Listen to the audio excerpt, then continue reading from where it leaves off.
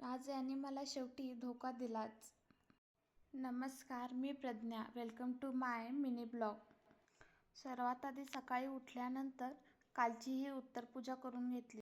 सकाळी खूप गडबड चालू होती, त्यामुळे सकाळचं शूट काही करणं झालंच नाही. त्यानंतर दुपारी थोडा मोकळा वेळ होता आणि कालचं हे अर्धवट राहिलेलं काम आज पूर्ण करून घेतलं. ऑलमोस्ट मला 5च वाजले होते. त्यानंतर थोडासा चहाचा ब्रेक घेतला आणि मस्त असं फ्रेश झाले. त्यानंतर परत घरातल्या कामांना सुरुवात. संध्याकाळ होण्याच्या आधी सर्व असं झाडून घेतलं. आज मी मिसळ बनवायचं ठरवलं होतं. त्यासाठी मटकी आधी शिजवून घेतली होती.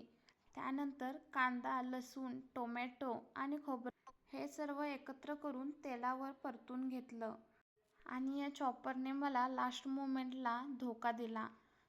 मला एक सेमिनार अटेंड करायचा होता. त्यासाठी माझी खूप गडबड चालली होती आणि त्यात हे माझं एक काम वाढलं होतं. बरं असो, आता काय चॉप करायलाच लागणार ना, म्हणून पटकन असं सर्व कांदा चॉप करून घेतला आणि मी आमटीला फोडणी दिले. आम्ही जास्त तिखट खात नसल्यामुळे जास्त तर्रीदार बनवली नव्हती. मी माझी मिसळ एन्जॉय करते आणि व्हिडिओ इथंच संपवते.